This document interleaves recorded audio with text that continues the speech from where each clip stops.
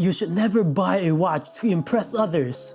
You buy Seiko and Grand Seiko to impress yourself. But, you know, don't take this hobby too seriously, man.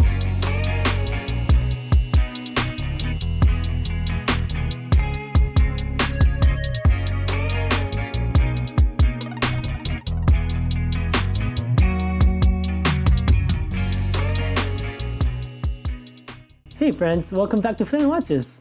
I'm Phil, and today we're going to talk about the Seiko Sarb017. So I wear watches from all price range, from Rolex and Omega to Seiko 5s and Orients. And this one right here is a banger. So I'm going to list 5 reasons why I bought this watch in 2021. So enjoy. Oh, before I forget, remember to like, comment, and subscribe because this is a very small channel and I like to expand a little bit. Thanks, man. Reason number uno is the wearability. This watch has a 39mm case, 12mm thickness, 46 lug-to-lug, 20mm lug width, and a 200 meters of water resistance. Okay, so this watch is super comfy on the wrist. Thanks to mainly its dimensions, while I'm not a big fan of leather straps, I got a nice Seiko bracelet to fit this, and it can handle anything and everything I throw at it. The 38-39mm case fits nicely on my chopstick wrist and doesn't feel heavy at all. I'm also surprised at the water resistance. With a 200 meters, you could dive with the Titanic. This is also something that I wear to bang around since it's just a nice simple 3-hander. The movement is reliable enough for me. This one is running at ±5 seconds per day. It has a 50 hours of power reserve, and the new models does have a 70 hours of power reserve if that's important to you. For this category, I bought it because I like the way it wears. Simple as that. If you use the name Alpinist, you have to be green. Come on now. The number one reason why I bought this is the design, right? So it's a nice sunburst green dial, just make me piss my pants.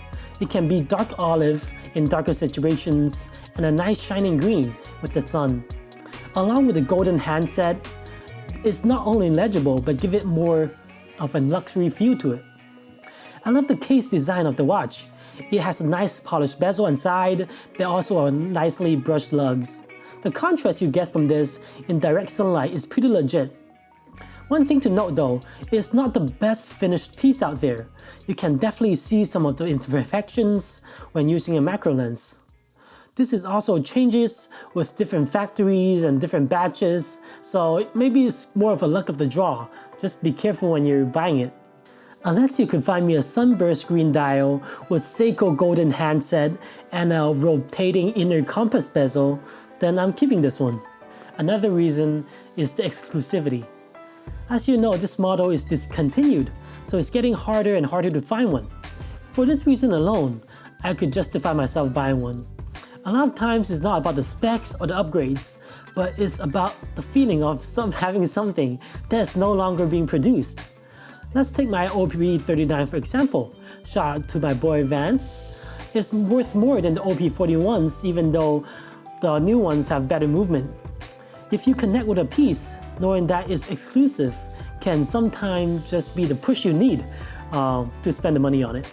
Plus, once you got it, you could be a Chad and shit on those plebs without it. Nice. Another reason I love this watch is because of the brand. I like Seiko. I have owned many Seikos. I have the SKX013, the SKX007, and a Seiko Turtle, and 2 different Alpinist models. So I'm a big Seiko fanboy. And I like the fact that they're completely in-house, right? Everything from the case to the dial and also even the quartz crystal is all made in Japan. They're also very good value, not anymore. But the fact that the Sarb017 is full of Seiko DNA and with a lot of history. Also, as an Asian like myself, I gotta support the brand, you know? Yes, it's cool to see an Asian company that is a respectable watchmaker.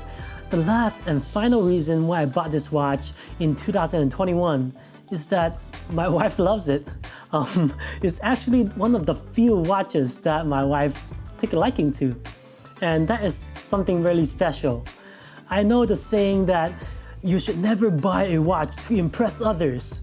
You buy Seiko and Grand Seiko to impress yourself.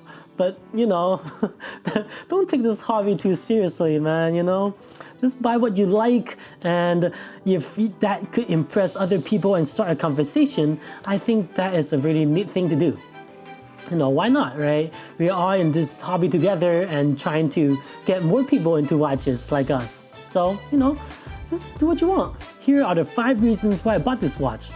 First, because it wears very nicely. Second, because the design slaps. Third, because it ain't being made no more, so good luck finding one, you slow folks. 4 is because it's a Seiko. And 5th and finally is because my wife likes it. But do understand that there's watches with better specs out there. Even the newer lineup have a better movement. It have 70 hours instead of the 50. So make sure you know what you want in a watch before you buy one, right? So yeah, I think that's it. Well, that's the end of the video. I hoped I explained why I bought this in 2021, and I hope you enjoyed it. If you do, remember to subscribe and like it. Thanks. Oh, and let me know in the comments below that will you buy this watch in 2021? Why not? What's important to you? Thanks. In the next episode of Film Watches, we're going to talk about the Black Bay 41.